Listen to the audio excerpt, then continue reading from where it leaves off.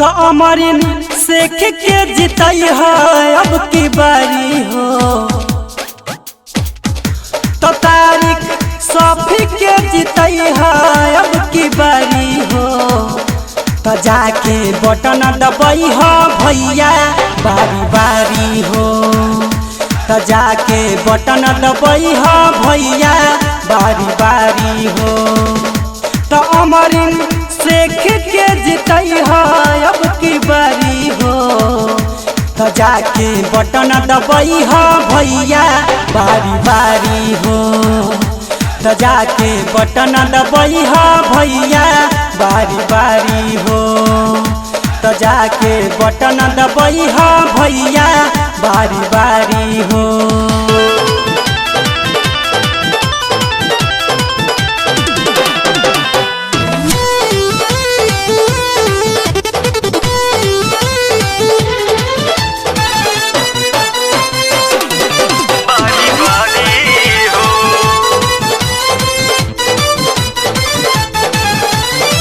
धमुआर धम सैन के भैया हवे सान हो।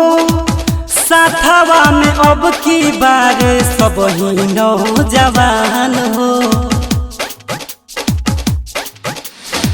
धमुआर धम सैन के भैया हवे सान हो।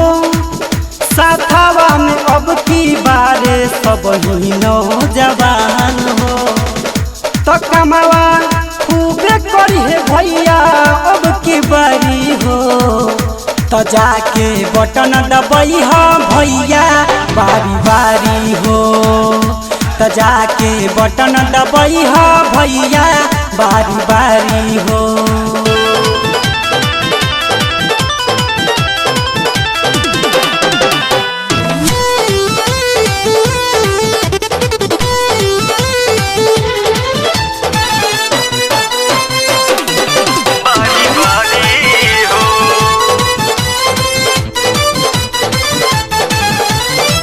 माई बापू चाचा चाची बुथवा पंजई हो।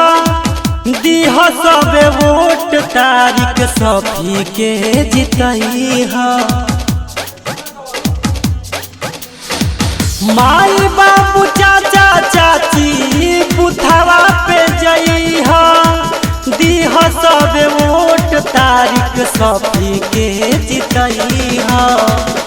तो जीती है भैया आशीर्वाद दी हम भाई हो। तो जाके बटन दबाई हो भैया बारी बारी हो। तो जाके बटन दबाई हो भैया बारी बारी हो।